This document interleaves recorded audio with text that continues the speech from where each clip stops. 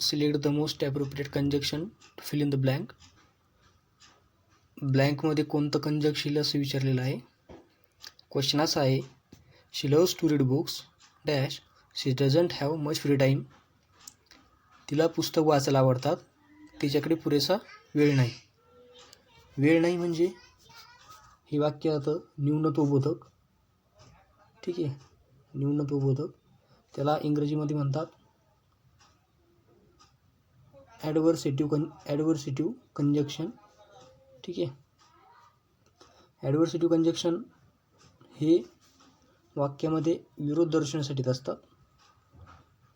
विरोध, त्यालाच कॉन्ट्रास्ट म्हणतात. ठीक आहे, कॉन्ट्रास्ट म्हणतात. मग ॲडव्हर्सेटिव्ह कंजक्शन कोणकोणते? तर ॲडव्हर्सेटिव्ह